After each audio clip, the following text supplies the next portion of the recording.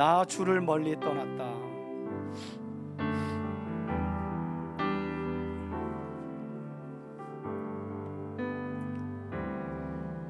나 주를 멀리 떠났다.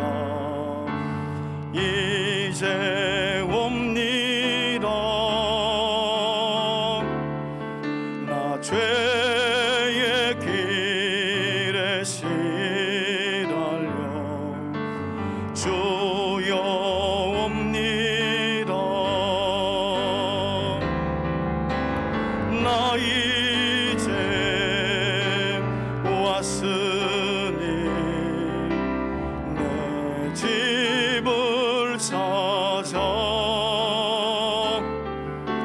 주여 나를 받으사 맞아주소서.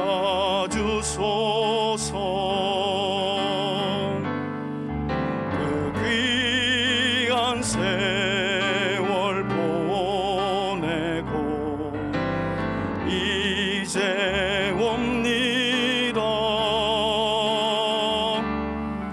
나 뉘우치는 눈물로 주여 옵니다. 나 이제 왔으니 내 집을 찾아 주여 나를 받으사 맞아주소서.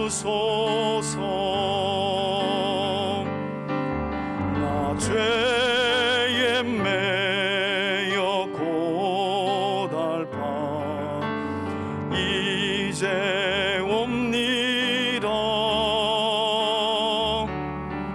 주 크신 사랑 받고자 주여 옵니다.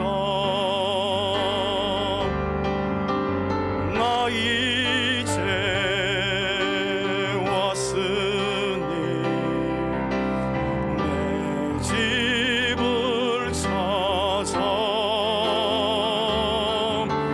주여 나를 받으사 맞아주소서.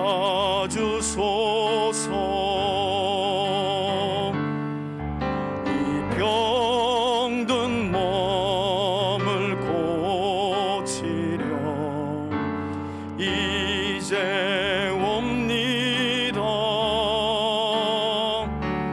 큰 힘과 소망 바라고 주여 옵니다.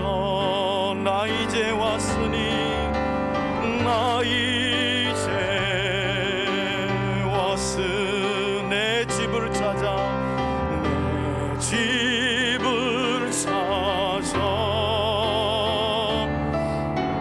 주여 나를 받으사 맞아주소서. 나 바랄 것이 무언가 우리 주 예수 날 위해 조금 당하시 믿고 옵니. 아멘. 나 이제 왔으니 나 이제 왔으니 내 집을 찾아 주여 나를 받으사 맞아주소서. 맞아. 우리 한 번만 마지막으로 후렴도 나 이제 주님께 왔으니 나 이제 왔으니 내 집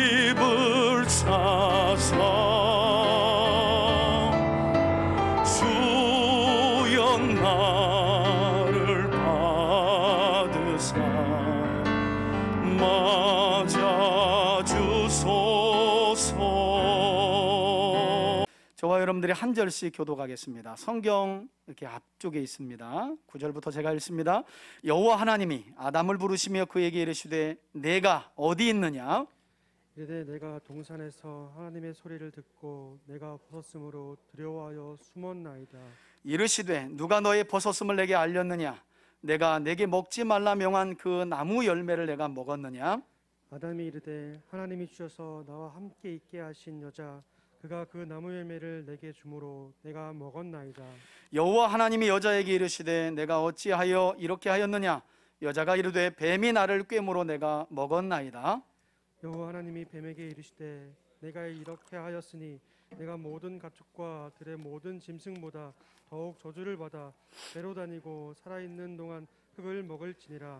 내가 너로 여자와 원수가 되게 하고 내 후손도 여자의 후손과 원수가 되게 하리니 여자의 후손은 내 머리를 상하게 할 것이요 너는 그의 발꿈치를 상하게 할 것이니라 하시고, 또 여자에게 이르시되 내가 내게 임신하는 고통을 크게 더하리니 내가 수고하고 자식을 낳을 것이며 너는 남편을 원하고 남편은 너를 다스릴 것이니라 하시고.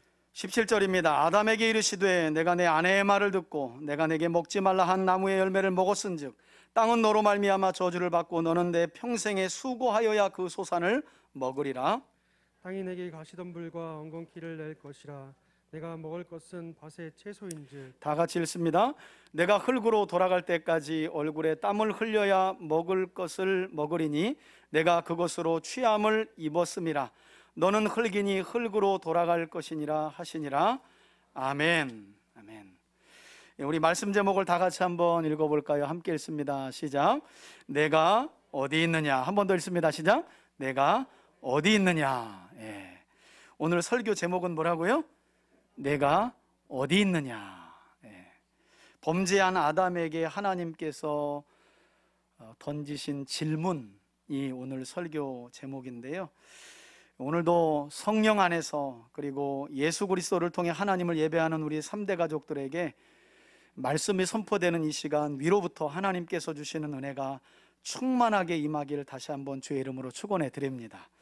여러분, 오늘 우리가 함께 살펴볼 창세기 3장의 말씀은 사실 이런저런 우리의 궁금증이 많이 담겨진, 그리고 많은 분들이 성경 전체가 하나님의 말씀임을 믿지만 왠지 이 3장만은 이솝 우화처럼 느껴지는 그런 본문이 바로 오늘 창세기 3장의 말씀입니다. 뿐만 아니라 오늘 창세기 3장의 말씀은 성경 66권의 시작을 여는, 우리가 흔히 1장부터 11장까지를 한번 따라 합시다. 원역사. 이 원역사 안에는 크게 4주제가 담겨져 있죠. 창조 이야기, 타락 이야기, 대홍수 심판 이야기, 그리고 바벨탑 사건을 통해 민족들과 언어가 나누어진 이 4개의 주제 안에 특히 타락 이후에 지금까지도 인류를 괴롭게 하고 고통스럽게 만들고 있는 죄의 근원에 대한 설명이 담겨진, 어쩌면 성경 전체의 아주 중심점과도 같은 본문이 바로 오늘 창세기 3장의 말씀입니다. 결국 성경이 이렇게 두터워지고 긴 이스라엘 역사가 이렇게 구약 안에 이어지는 것이 결국 뭐 때문에 그래요, 여러분? 죄 때문에 그렇죠. 그리고 그 죄 때문에 결국 누가 이 땅에 오시고? 하나님의 아들 예수 그리스도께서 오시고 마침내 그 죄악된 세상을, 바벨론이라고 상징되어지는 세상을 심판하시고 어린 양 되신 예수님께서 교회와 결혼식을 하고 혼인잔치를 이루는 이야기로 사실은 성경은 이렇게 결론이 되어집니다. 그런 점에서 이 타락의 이야기, 죄의 근원에 대한 창세기 3장의 말씀은 성경의 중심점과도 같다는 거죠. 또한 오늘 본문의 말씀은 범죄한 인간들에게서 나타나는 죄의 특성과 그 결과들에 대해서, 그리고 이렇게 벌어진 죄의 문제를 궁극적으로 하나님께서 어떻게 해결해 주셨는지에 대해서도 가르쳐 주고 있는데, 그럼 과연 죄는 이 세상에 어떻게 들어와서 시작되게 되었는가? 여러분, 먼저는 우리가 오늘 본문을 보면 죄가 이 세상에, 즉 첫사람인 아담과 하와의 가정에 들어오게 된 배경을 먼저 우리가 이 죄의 근원에 대해서 살펴보려면 이 배경을 좀 눈여겨볼 필요가 있는데요. 흥미로운 사실은 성경을 보면 이 세상에 죄가 들어올 때, 그러니까 첫사람인 아담과 하와의 가정에 이 죄가 들어오게 될 때 뱀의 모양으로 에덴 동산에 나타난 사탄이 범죄하기 위해 유혹했던 첫 대상은 흥미롭게도 아담이 아니라 누구예요? 하와였다는 거예요. 자, 그렇다면 뱀은 왜 아담이 아닌 하와를 타켓으로 유혹했던 걸까? 우린 그 해답을 창세기 3장 3절에서 찾아볼 수 있는데요. 자, 하나님께서는 분명히 창세기 2장을 보면 동산 중앙에 있는 선악을 알게 하는 나무 열매는 먹지 말아라. 먹는 날에는 반드시 어떻게 해요? 죽을 것이다 라고 말씀하셨고, 전후 문맥을 보면 아담은 하나님께로부터 들은 그 말씀을 누구에게 전해주어요? 자기 아내 하와에게 전해주게 됩니다. 하지만 정작 하와는 뱀에게 어떤 대답을 내놓았답니까? 오늘 읽진 않았지만 창세기 3장 3절을 보면 뱀의 질문에 대해서 하와는 이렇게 대답을 하게 돼요. 하나님의 말씀에 너희는 먹지도 말고 만지지도 말라, 너희가 어떻게 해요? 죽을까 하노라 하셨느니라. 이게 하와의 대답이었어요. 먹으면 반드시 죽으리라. 이것이 하와가 아담으로부터 전해 들은 하나님의 말씀이었는데, 웬일인지 하와는 질문하는 뱀 곧 사탄에게 먹지도 말고 만지지도 말며 먹으면 죽을지도 모른다라고 주님이 말씀하셨다, 이렇게 들었다고 대답을 해요. 여러분, 하나님께서는 선악과에 대해 만지지도 말라는 말씀은 하신 일이 없지요? 그리고 죽을까가 아니라 뭐라고요? 예, 반드시. 여러분, 우리 성경이 반드시라고 해놨는데 히브리어는요 이렇게 돼 있어요. 죽고 죽으리라. 강조로 돼 있다는 거예요. 죽고 죽으리라. 이 말은 반드시 뭐예요? 죽는다는 거예요. 그런데 하와는 만지지도 말라는 말을 더하는가 하면 반드시 죽는다가 아니라 어떻게 해요? 죽을까 하노라, 이렇게 뱀에게 대답했다는 거예요. 여러분, 바로 이것이죠. 뱀이 아담이 아닌 하와를 유혹했던 근본적인 이유는 일부 무식한 신학자들이 여자가 남자들보다 연약하기 때문에, 과연 그런가요? 여자가 돕는 배필로 지음받았기 때문에 애초부터, 그리고 뭔가 부족하기 때문에 이 뱀이 아담이 아닌 하와를 먼저 타켓으로 삼아 유혹했던 걸까요? 저는 그렇게 생각하지 않아요. 왜냐하면 그랬다면 예수님께서 십자가에 돌아가실 때에 누가 주변에 남아 있어야 돼요? 다 남자가 남아 있어야 되잖아요. 그런데 제자들인 남자들은 다 어디 가버렸어요? 나는 물고기 잡으러 하고 다 가버렸어요. 누구만이요? 예수님의 어머니 마리아와 막달라 마리아, 여인들만 예수님 십자가 근방에 있었다고 성경은 말씀해요. 그런 점에서 여자가 남자보다 열등하고 연약하기 때문에 뱀이 여자를 공격했다, 먼저 타켓으로 삼아 유혹했다라는 일부 신학자들의 말은 어불성설이라는 거죠. 오히려 오늘 본문의 전문맥을 보면 왜 뱀이, 곧 사탄이 아담이 아닌 하와를 유혹하기 위해 타켓으로 삼았는가? 여러분, 너무나 명확하잖아요.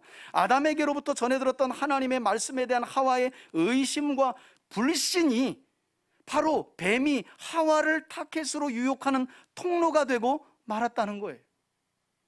이처럼 이 세상에 들어온 죄는 우리가 하나님의 말씀에 무엇인가를 더하거나 또는 조금 빼는 것만으로도 얼마든지 우리 삶에 쉽게 파고들어 우리로 하여금 범죄하게 만든다는 사실을 저와 여러분들이 꼭 기억할 수 있기를 주의 이름으로 축원해 드립니다. 여러분, 사단도 영악해요. 그래서 누굴 유혹해야 넘어갈지를 잘 알죠. 교회 공동체나 가정에서나 어떤 사람들이 늘 유혹과 타켓의 대상이 될까요? 말씀이 연약한 사람들이에요. 이건 너무나 정확한 거죠.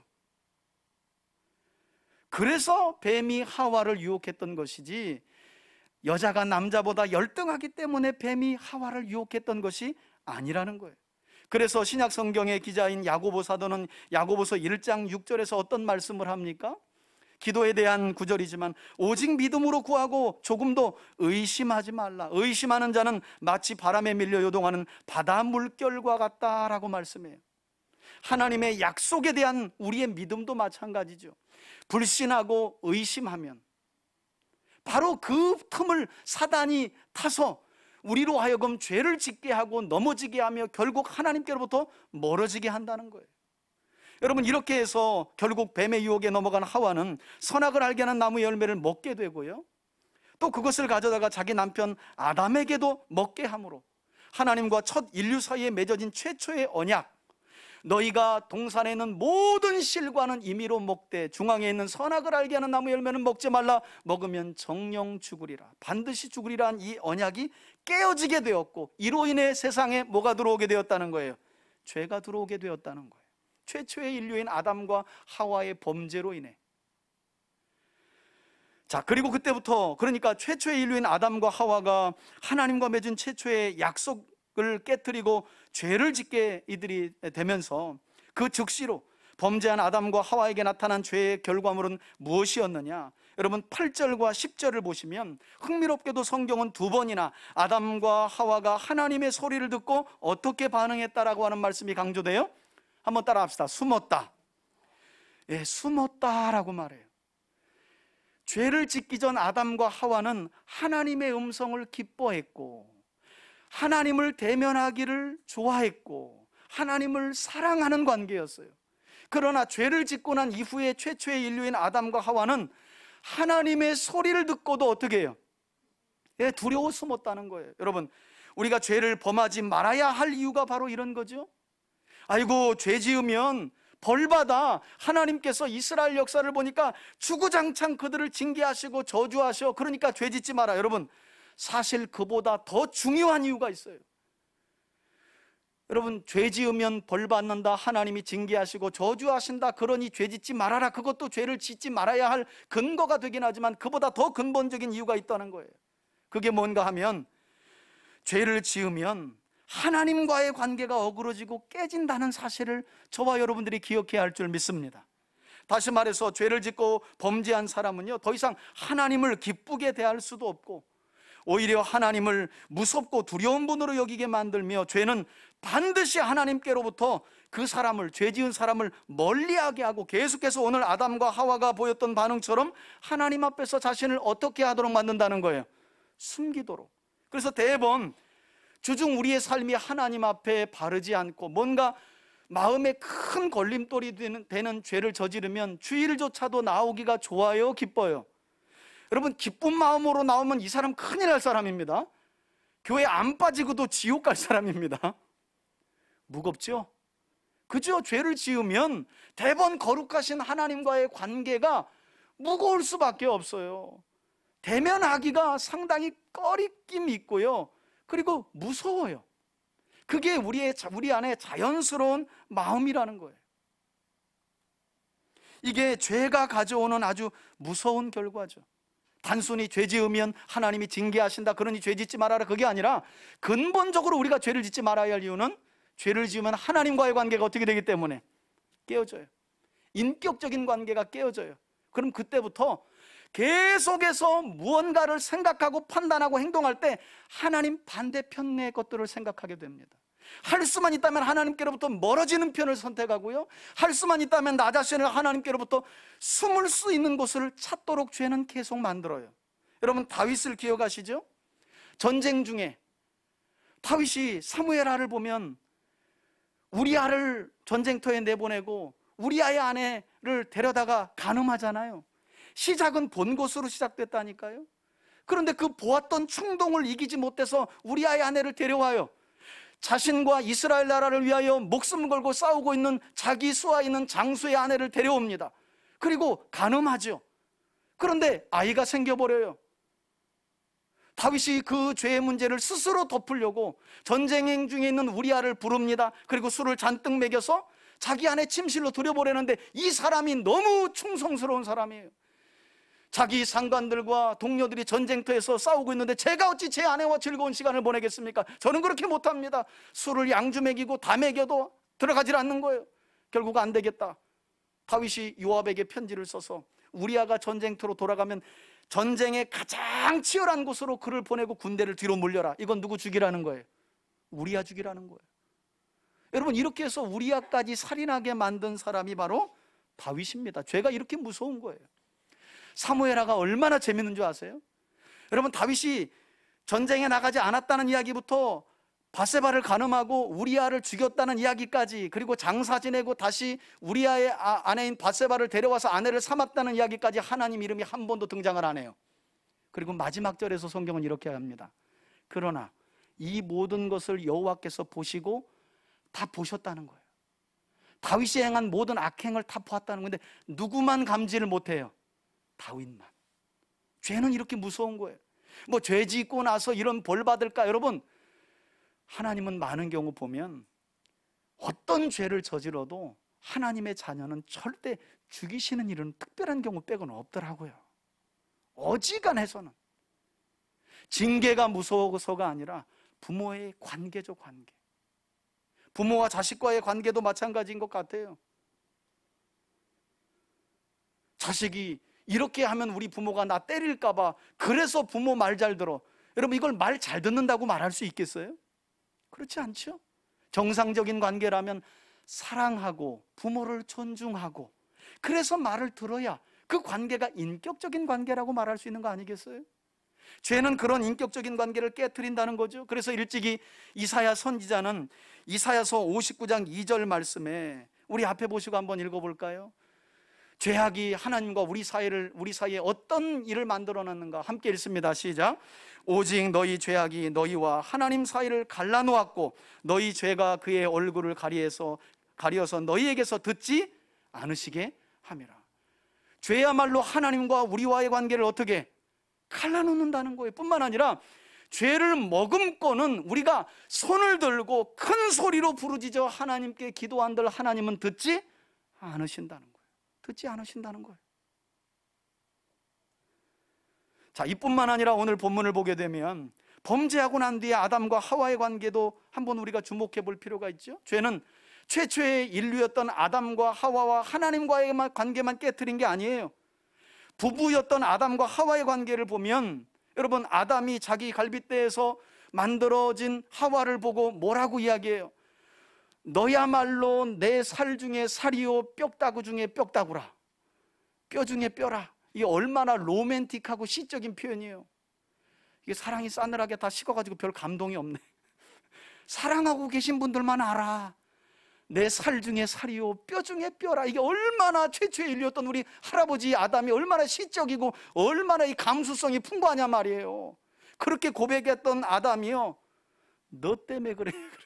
죄 짓고 나서는 이 인간아 너 때문에 그래. 그것도 은근히 이 손 방향을 보면요, 그냥 너가 아니라 뭐라고 하냐면 하나님이 주신 너라고 또 아담이 이렇게 얘기를 해요.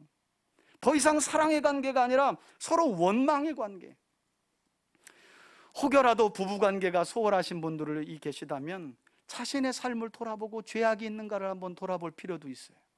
죄는 하나님과 우리와의 관계뿐만 아니라 가족과의, 부부와의 관계도 갈라놓습니다. 갈라놓아요, 반드시. 여러분, 이것으로 끝나면 얼마나 좋겠어요. 아니, 어차피 범죄의 당사자들이니까 그 사람들이 벌받고 사이가 좋아지지 않는 거야 당하는 것처럼 보여. 그런데 죄는 이것으로 아담의 가정을 떠나지 않아요. 다음 장 이어지는 창세기 4장을 보면 아담과 하와의 아들이 태어나게 되는데 맏아들이 가인이고 그 다음이 아벨이에요. 이 두 아이가 자라나서 하나님께 제사를 드린 일로 인해서 가인이 동생인 아벨을 시기하고 질투하게 되므로 들로 결국 불러내요. 그 전에 하나님께서 뭐라고 말씀하세요? 가인, 지금 네 마음 안에 죄가 가득하니 너 사고치기 직전이야. 그거 잘 다스려. 죄는 너를 원하지만 문을 굳게 닫고 너 그 죄를 다스려.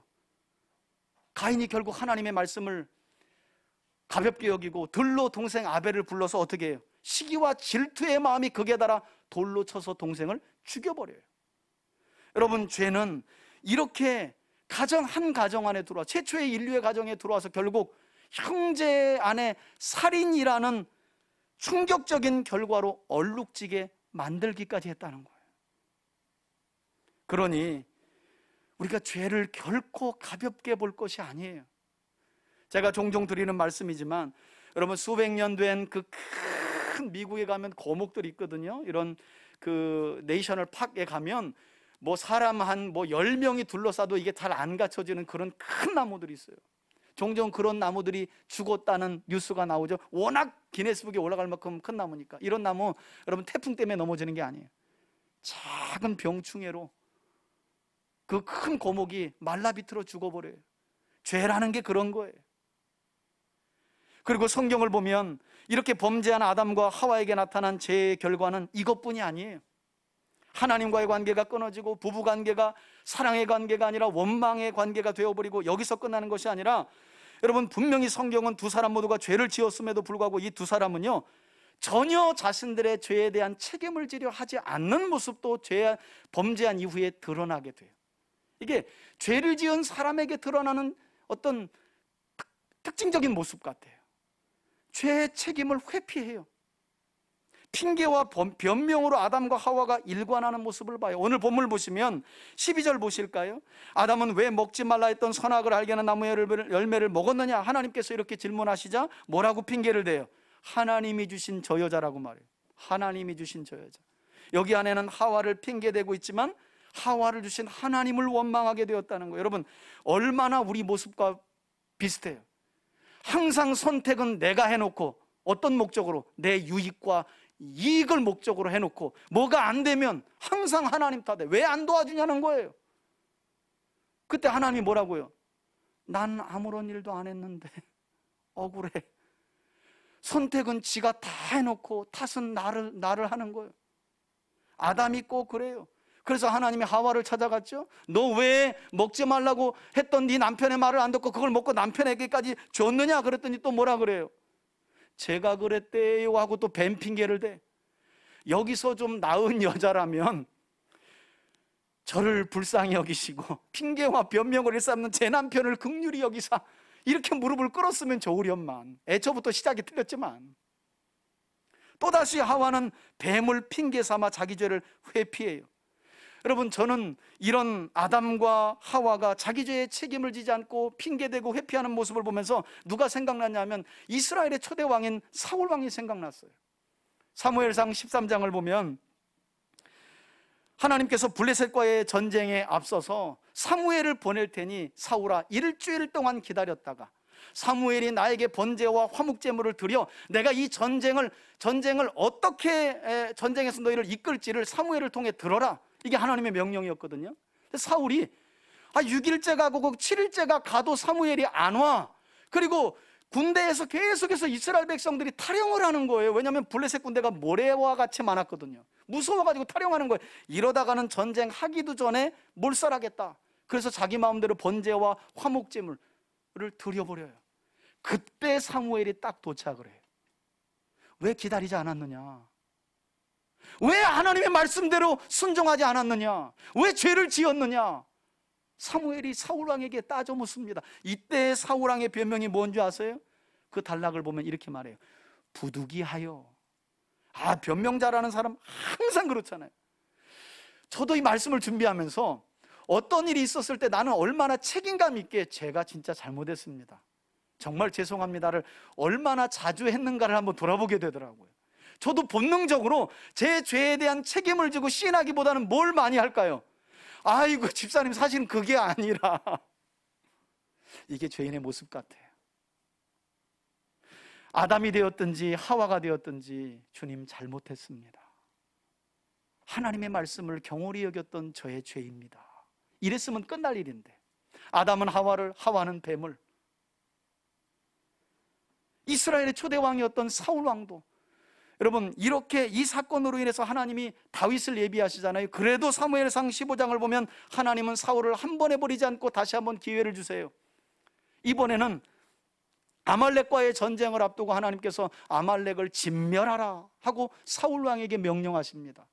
전쟁이 끝났어요. 하나님의 도우심으로 사울왕은 이스라엘 군대를 이끌고 아말렉을 쳐서 이겼습니다. 그러나 하나님의 말씀대로 사울왕은 이 아말렉 족속과 그들의 가축을 진멸하지 않아요. 여기서도 또 부득이한 일이 또 벌어지는 거예요. 여러분 정말 부득이한 일일까요? 군인들이 이렇게 사울왕을 설득해요. 이 좋은 가축을 왜 죽이냐? 가장 좋은 것으로 하나님께 드리고 일부는 우리가 취하면 하나님도 오케이 할 겁니다. 왕이시여. 이 아까운 걸 왜 다 죽입니까? 들어보니까 맞거든요. 부득이한 일이 또 벌어진 거예요. 그러나 하나님은 애초부터 다 진멸하라 그랬어요.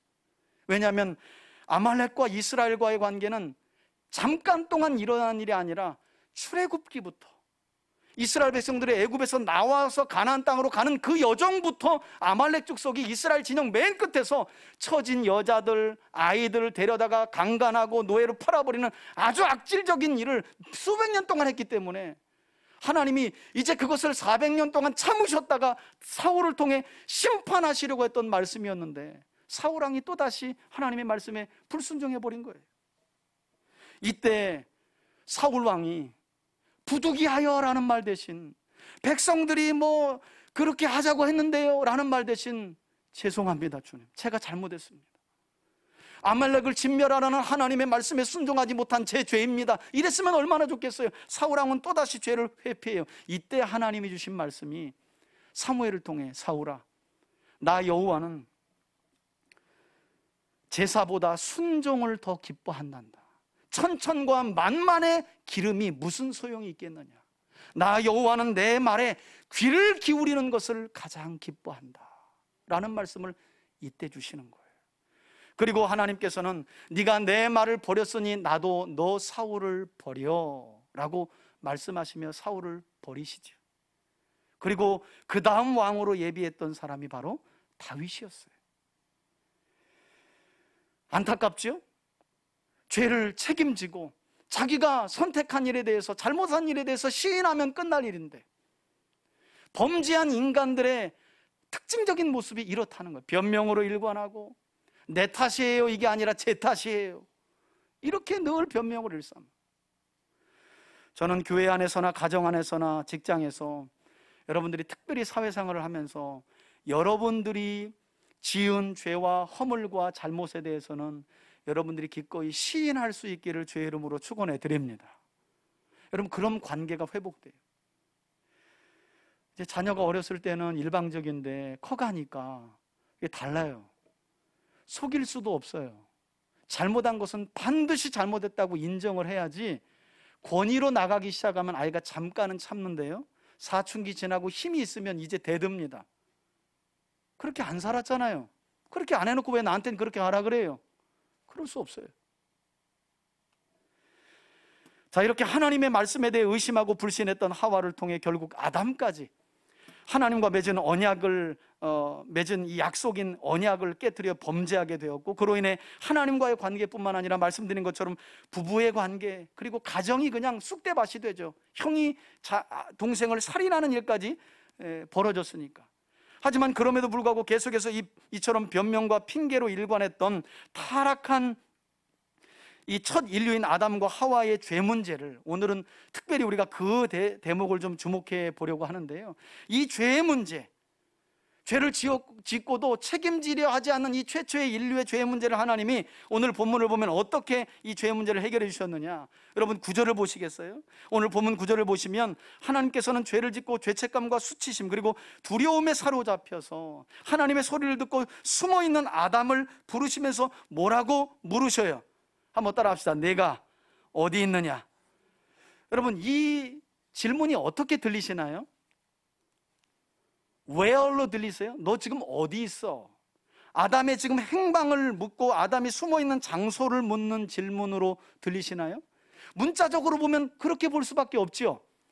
그런데 하나님을 보면, 아니, 하나님이 영으로 계시고 모든 것을 아시는데 그래 아담이 무화과 나무로 치마를 만들고 나무 사이에 숨어있는 것을 못 찾아가지고 지금 내가 어디 있느냐라고 하나님이 말씀하셨지라고 생각하기에는 이게 앞뒤가 안 맞죠.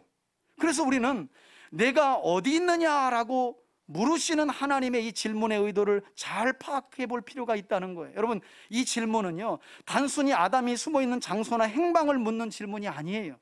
오히려 이 질문은 그 어느 것도 범죄한 아담과 하와 자신의 수치심을 가려줄 수 없고 두려움에 빠진 그들을 숨겨줄 수 없으니 누구에게로 나오라는 질문이에요. 맞아요. 어디 있느냐는 장소와 행방을 묻는 게 아니라 다 알고 있으니 하나님께로 나오라는 요청이 담겨진 질문이었어요. 아니나 다를까, 그래서 하나님께서는 10절에서 다시 한번 뭐라고 말씀하세요? 먹지 말라 명한 선악과를 왜 먹었느냐라고 아담에게 물으시죠. 사실 이 질문 역시 내가 먹지 말라고 한 선악과를 왜 먹었느냐라는 의미가 아니에요. 여러분, 이 질문 역시요, 죄를 범해 수치스러워하고 두려워하고 있는 죄책감에 빠져 숨어있는 아담으로 하여금 숨지 말고 하나님께로 나와 회개하라는 요청이 담긴 질문이었다는 사실을 우리가 알아야 한다는 거예요. 여러분, 하나님께서는 당신의 형상을 따라 지음받은 아담이 결코 완전한 존재가 아니라는 사실을 아셨어요. 그리고 이 자리에 있는 저와 여러분들을 보시면서도 저와 여러분들이 완전한 인간이 아님을 아시는 줄 믿으시길 바랍니다. 오직하면 선지자가 하나님은 토기장이시고 우리는 그 여린 질그릇과 같다고 표현을 했겠어요. 하나님이 아신다는 거예요. 여러분, 애초부터 하나님이 아담을 하나님처럼 완벽한 인간으로 지으셨다면 하나님께서 굳이 동산 중앙에 있는 선악을 알게 하는 나무의 열매는 먹지 말아라, 먹으면 죽는다, 이런 언약을 그와 맺을 이유가 없어요. 왜? 아담은 애초부터 완전한 사람이었으니까. 그러나 그렇지 않았기 때문에 하나님은 그와 약속을 만드시고 모든 동산에 있는 실과는 임의대로 먹되 중앙에 있는 선악을 알게 하는 나무의 열매는 먹지 말아라 라고 말씀하셨다는 거예요. 아담의 연약함을 알고 계셨다는 거죠. 그리고 지금 이 자리에 있는 우리의 연약함도 주님은 알고 계세요.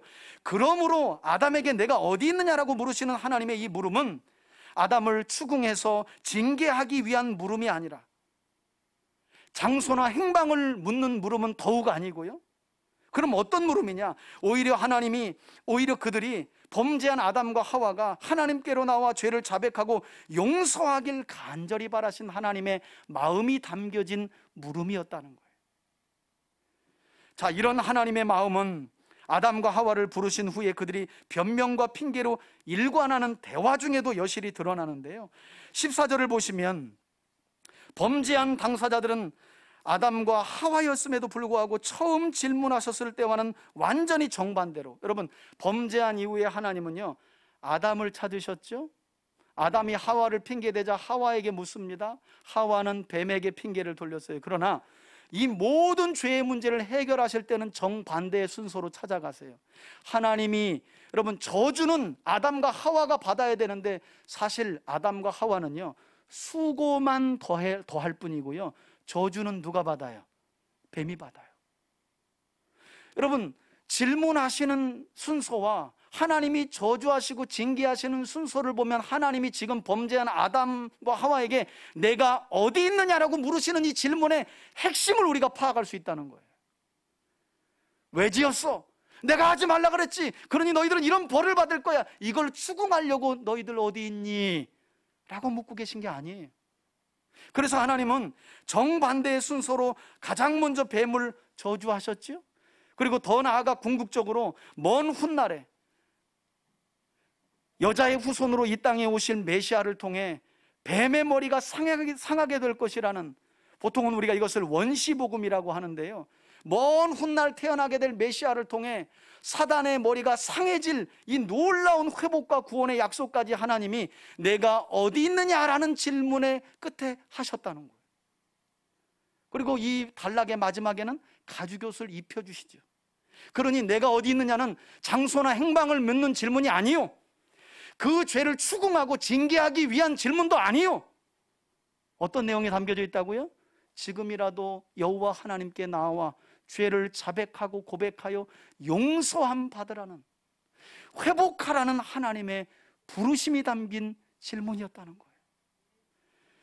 여러분, 흥미로운 사실은, 자, 이제부터 잘 들으세요. 흥미로운 사실은 범죄한 아담을 찾아가서 내가 어디 있느냐라고 물으셨던 하나님께서요, 한 장을 넘겨보면 시기와 질투로 아벨을 죽인 형 가인에게 하나님이 또 나타나셔서 이번에는 뭐라고 물으시냐면, 한번 따라합시다. 내가 무엇을 하였느냐?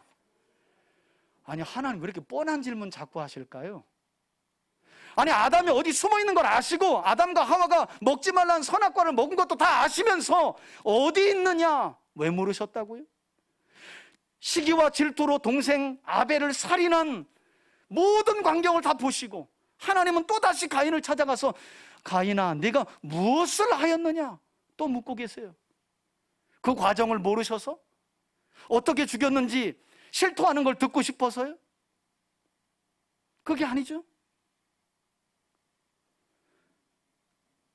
왜 하나님께서 이렇게 자꾸 묻고 계실까요? 범죄한 사람들에게.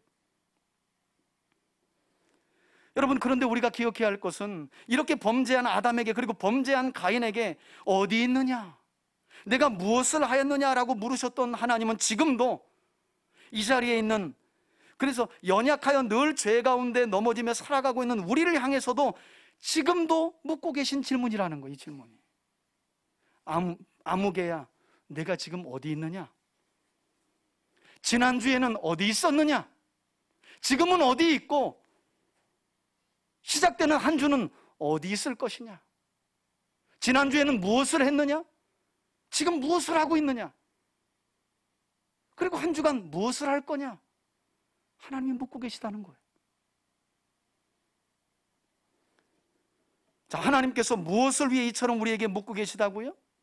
여러분, 하나님께서는 근본적으로 우리의 죄를 추궁하여 징계하기 위해서 물으시는 것이 아니라 연약하여 늘 범죄하고 허물 많은 우리들이 하나님께로 나아가 그분의 자비와 긍휼을 바라며 우리 삶의 죄악을 자백하고 회개하여 용서받고 다시금 거룩이 회복되어 하나님과의 동행하는 거룩한 삶을 살도록 하기 위하여 이와 같이 우리에게 질문하고 계신 줄 믿습니다. 우리 요한일서 1장 8절 말씀 한번 다 같이 앞에 보고 읽겠습니다. 함께 읽습니다. 시작. 만일 우리가 죄 없다고 말하면 스스로 속이고 또 진리가 우리 속에 있지 아니할 것이요, 만일 우리가 우리 죄를 자백하면 그는 미쁘시고 의로우사 우리 죄를 사하시며 우리를 모든 불의에서 뭐라고요? 예, 여러분, 이것이 내가 어디 있느냐, 내가 무엇을 하였느냐라고 물으시는 주님의 본 마음인 줄 믿으시길 바랍니다. 여러분, 이렇게 범죄한 아담에게, 그리고 범죄한 가인에게, 그리고 연약하여 넘어지며 살아가는 이 자리에 있는 우리를 향하여 하나님께로 나아가 회개하고 돌이켜 용서받게 하시기 위해서 주님은 지금도 어디 있느냐, 내가 무엇을 하느냐 묻고 계신데, 성경을 보니까 너무 흥미롭고 재미있는 거예요. 성경의 시작쯤에 죄가 들어와서 두려워 숨어있는 아담에게 너 어디 있느냐, 시기와 질투로 동생을 죽인 살인한 가인에게 내가 무엇을 하였느냐, 이렇게 물으셨던 하나님은요, 이제 인간의 몸으로 이 땅에 오셔서 예수님을, 하나님이신 예수님을 3번이나 저주하고 부인하며 돌아섰던 베드로를 찾아가서 어떤 질문을 하시는 줄 아세요? 한번 따라 합시다. 내가 나를 사랑하느냐? 이 질문으로 이어지는 거예요. 내가 어디 있느냐? 내가 지금 무엇을 하고 있느냐? 여기서 끝나는 것이 아니라 주님은 그렇게 죄를 자백하고 회복하여 세워진 하나님의 사람들에게 마지막으로 내가 나를 사랑하느냐? 여러분, 그때 베드로에게 주님이 뭐라고 말씀하세요? 주님이 하십니다. 베드로가 너무 부끄러워가지고, 주님을 부인하고 배신하고 죄지었던 베드로가 너무 부끄러워서 주님이 하시잖아요. 제발 그만 물으세요. 3번 물으신 때마다 주님은 그러니 됐다, 내 양을 쳐라, 이제 됐어, 내 양을 먹이면 돼. 이렇게 갈릴리에서 실패하고 범죄한 베드로를 주님이 또다시 만나주세요. 다시 말해, 지금도 죄 가운데 살아가고 있는 우리를 주님이 찾아오셔서 지금도 오늘 이 말씀을 통해서 우리를 향해 아무개야, 너 지금 어디 있느냐, 내가 지금 무엇을 하고 있느냐 라고 주님이 물으신다면, 그 물으심의 이유는 저와 여러분들이 하나님 앞에 나와 우리의 죄를 자백하고 회개하기를 원하실 뿐만 아니라 우리가 주님을 진정으로 사랑하는 사람이 되도록 하시기 위해서, 그리고 더 나아가서 우리의 이웃을, 오늘 우리 대표 기도할 때 우리 집사님이 그런 기도 하셨죠. 하나님을 사랑하는 것은 반드시 이웃을 내 몸처럼 사랑하는 것과 한 계명이라잖아요. 그렇게 사랑하도록 하시기 위해서 주님은 지금도 연약하여 넘어지는 하나님의 자녀들을 찾아가셔서 내가 어디 있느냐, 내가 무엇을 하였느냐, 그리고 회복하고 회개하고 자복하는 하나님의 사람들에게 한 번 더 물으신다는 거죠. 내가 나를 사랑하느냐? 바라기는 우리 3대 가족들 모두가 이 자리에 있는 우리를 향해 내가 어디 있느냐, 그리고 내가 무엇을 하였느냐라고 물으시는 이 하나님의 질문에 대해 우리의 안에 있는 죄와 허물을 진실하게 고백하고 회개하고 돌이킴으로 하나님이 예수 그리스도 안에서 주시는 참된 자유와 평안을 충만하게 누릴 뿐만 아니라 이제는 하나님을 마음과 뜻과 힘을 다해 사랑하고 그와 같이 우리의 이웃을 한 주간 내 몸처럼 사랑하는 거룩하고 복된 삶을 살아가는 저와 여러분들이 되시길 예수님의 이름으로 축원해 드립니다. 아멘. 우리 시간은 제자훈련 간증을 좀 듣는 시간.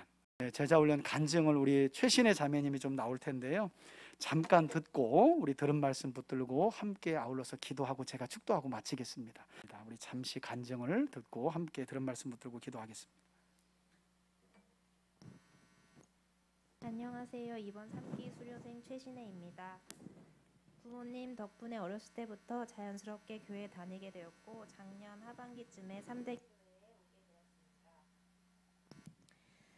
일단 12주 동안의 과정을 수료할 수 있도록 이번 기회를 주신 하나님께 감사드리고 그동안 잘 이끌어 주시고 기도해 주신 목사님께도 감사드립니다.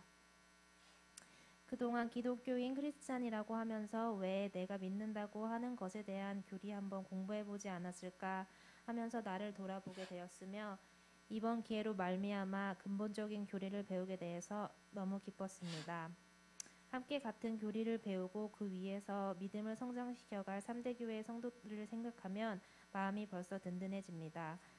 또 앞으로 주님 안에서 어떻게 성장해 나갈지 기대 또한 됩니다. 그리스도인이 꼭 알아야 할 12가지 교제는 간결하지만 꼭 필요한 내용을 담고 있어서 개념을 정립하기에 유용했으며 새신자반 교제는 중요 개념과 함께 일상생활에서의 예시들을 담고 있어 이해하기가 유용했습니다. 이 두 교제들을 다뤄보니 목사님께서 왜 성경을 중요하게 여기시고 강조하시는지 이해가 되었습니다.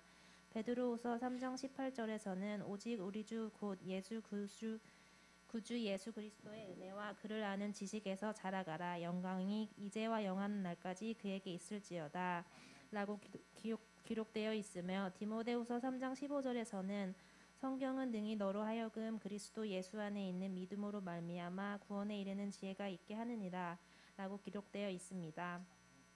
2022년 새해에도 하나님께서 우리 손에 들려주신 성경의 진리를 열심히 잘 배워나가길 소망하며 함께 하실 하나님의 은혜를 기대합니다.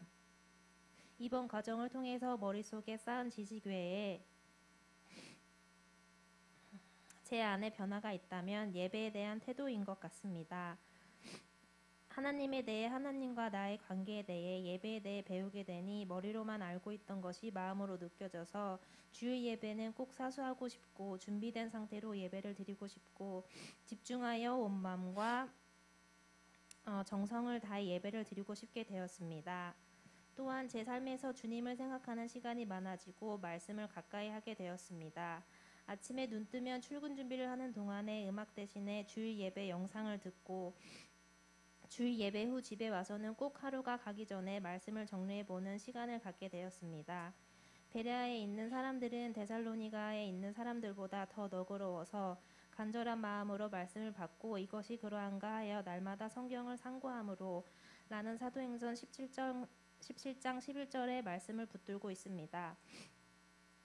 마지막으로는 사람 관계에서 항상 이기고 싶고 편하게 대접받고 싶어하던 제가 차츰 다른 사람들에게 져 주기도 하고 섬기는 마음이 생기게 되었다는 것입니다. 둘째도 그와 같으니 내 이웃을 내 자신과 같이 사랑하라 하셨으니 라는 마태복음 22장 39절의 말씀을 붙들고 기도하고 있습니다. 종종 친구들로부터 그리스도인, 크리스찬들은 위선자가 되는 경향이 있는 것 같다라는 말을 듣습니다. 다른 사람들을 판단하고 정죄했던 저의 예전 모습들을 생각해보며 진정한 기독교인 크리스찬으로서 판단과 정죄라는 잣대는 나 자신에게만 대고 다른 사람들에게는 사랑과 섬김을 주자라고 다짐해봅니다. 공부 시작 전에는 그다지 긍정적이지 않았던 마음가짐이 12주 동안 공부를 해나가며 기쁘고 감사하고 긍정적인 마음으로 변하였습니다. 나를 훈련시키시는 하나님께 감사하고 그 길에 있어서 함께 해주시는 목사님께도 감사합니다. 그동안 시편 119편 18절 내 눈을 열어서 주의 율법에서 놀라운 것을 보게 하소서의 말씀을 붙들고 기도하고 있었습니다. 앞으로도 주님의 함께 하심을 기대하며 나아갑니다. 감사합니다. 이제는 우리 주 예수 그리스도의 은혜와 하나님 아버지의 사랑과 성령의 교통하심이 내가 어디 있느냐라고 우리에게 물으시는 주님의 그 물음의 의도를 깊이 파악하고 연약하여 넘어질 때에는 주님 앞에 나아가 용서함을 구하고 자백하여 참된 자유와 평강을 누리며 살아가기로 다시 한번 간절히 소원하고 결단하며 나아가는 우리 성도들 머리머리 위에, 저들의 가정과 자녀들과 기업 위에, 그리고 우리 3대 교회 위에 이제로부터 영원토록 함께 계실지어다. 아멘.